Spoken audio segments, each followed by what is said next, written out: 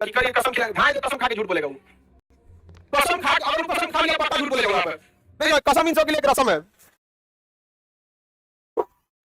तुम लोग गलत फहमी में जी रहे हो कि कसम खाएगा, तुम्हें कसम खाएगा तुम्हारी कसम बीच में पीछा छूट गया दिमाग चकले आगे बढ़ते हैं। कसम खिला रही है लड़का सबको बकलोल समझिए।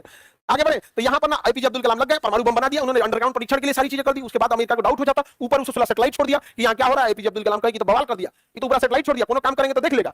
तो कहे कि एक काम करते हैं, हल्ला कर देते हैं, यहाँ आर्मी एक्सरसाइज होने वाला है। आर्मी क्या होने वाला है? एक्सरसाइज।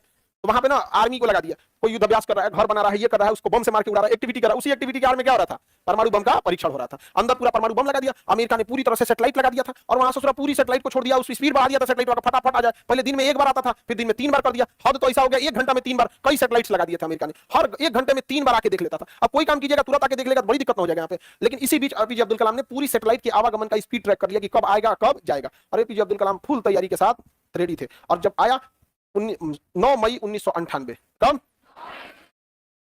एपीजे अब्दुल कलाम ने अटल बिहारी वाजपेयी को बोल दिया ट्रिगर दबाने जा रहे हैं, कोई दिक्कत?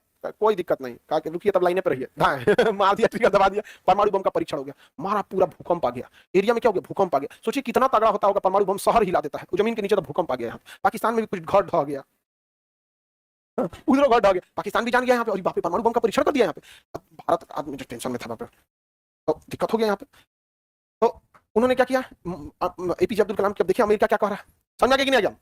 अमेरिका क्या कर रहा है? 11 मई को परीक्षण किया उन्होंने। कितने तारीख को? 11 ना बोले क्या? 11 समझो, अब समझो ध्यान से मेन टॉपिक। 11 समझो, सिर्फ 11 बना लो, आगे बढ़ते। परमाणु परीक्षण हो गया। अब अमेरिका को पता नहीं चला, उसकी खुफिया एजेंसी एकदम परेशान। अब भारत क्या करे यहाँ पे? अब डर भी लग रहा था, अमेरिका सोचा प्रतिबंध लगा देता, कुछ से कुछ कर देगा ना। अब एपीजे अब्दुल कलाम ने कहा अटल बिहारी वाजपेयी को, कह दीजिए कि राजस्थान की ओर कोई नहीं जाएगा, तूफान आया हुआ है। भूकंप आया था ना तो पूरा गर्दा गर्दा उड़ गया। तो एपीजे अब्दुल कलाम ने बोला, तो मौसम विभाग ने कहा दिया कि इधर तूफान आया हुआ है। तो लोगों को लगा अच्छा तूफान आया हुआ है, अमेरिका कुछ खबरें नहीं लगा। 2 दिन बाद 3 और परीक्षण कर दिया गया, दौड़ा के कहा गया कि एपीजे अब्दुल कलाम ने अटल बिहारी वाजपेयी को बताया सक्सेस हो गया पहला, टेंशन नहीं है, ज्यादा बोलेगा खोपड़िया पे पटक दिया जाएगा।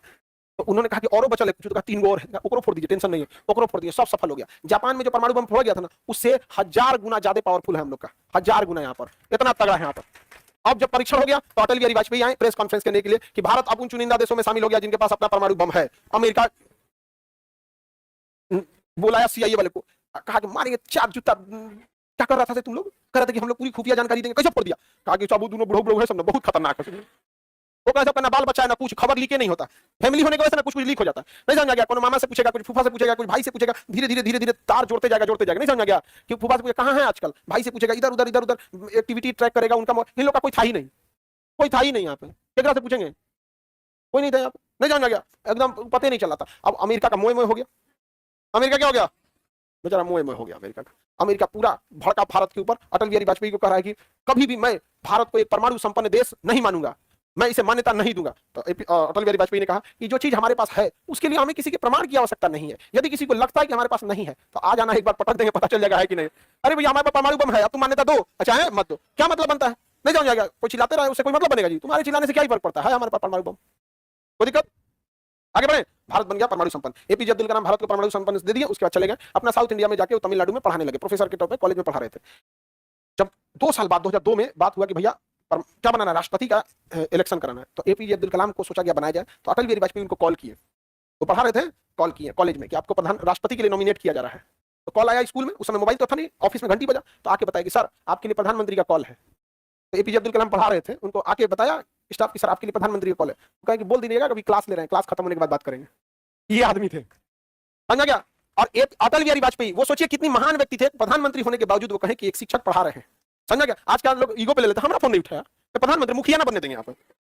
उसके बाद वो कॉल किए तो अटल बिहारी वाजपेयी ने रिक्वेस्ट किया कि मैं जानता हूं कि आप व्यस्त शेड्यूल में रहते हैं, तो उन्होंने कहा कि हम प्रचार नहीं करेंगे चुनाव का, हम शिक्षक ही पसंद करते हैं। और उसी समय उन्होंने कहा था कि मेरी ख्वाहिश भी यही है, मेरा राष्ट्रपति बनना ख्वाहिश नहीं है, मेरी ख्वाहिश है कि जब मेरी प्राण निकले तो मैं बच्चों को पढ़ा रहा हूं। और जब वो मरे थे, उनको हार्ट अटैक आया था, तो बच्चों को स्पीच दे रहे थे वहां पर, इसी में चले गए थे वहां पर एपीजे अब्दुल कलाम। तो इतना भारत खुशनसीब था कि एक ही समय में इतना महान राष्ट्रपति और इतना महान प्रधानमंत्री देखा। आज तो सारी चीजें राजनीतिक हो गई हैं कि आपकी राजनीति से मैच खाती है तो आप ठीक है, चाहे लाख अपराध किए हो अच्छे हैं, आप राजनीतिक विचारधारा मैच नहीं करती तो खराब हो गया। अब वो दिन, अब वो ऐसा नसीब अब किसी का नहीं होगा जो एक साथ इतने 2 महान व्यक्तियों को देख सके यहाँ पर। आज भारत में कोई आंख उठा के नहीं देख सकता है, क्योंकि 1998 में ये दो जोड़ी थी ना, अटल बिहारी वाजपेयी और एपीजे अब्दुल कलाम, इन्होंने वो काम करके दिखाया था। और अमेरिका ने धला दिया, कहा कि भारत पे प्रतिबंध लगा दिया जाएगा, भूखे तड़पा देंगे, पैसा पैसा के लिए तड़पा देंगे। लेकिन अब भारत तो तबाह हो गया भाई, पैसा भी तो जरूरी है यहाँ पे। तो उस समय बेड़ा उठाया हमारे भारत के उन लोगों ने जो विदेशों में काम करते हैं, तो वहां अपनी परिवार छोड़ के, बाल बच्चे छोड़ के विदेशों में काम करते हैं, Saudi Arab, Gulf, Oman, Yemen, Europe, America में जाके काम करेंगे, मजदूरी करेंगे, वहां खाएंगे, वहां रहेंगे, वहां से सैलरी लेंगे और सारा पैसा उठा के भारत में भेज देंगे। तो भारत की अर्थव्यवस्था को बचा लिया उन लोगों ने, इसीलिए इन्होंने बोला था जय जवान जय किसान जय विज्ञान। समझा के कि नहीं आ गया यहाँ पर? तो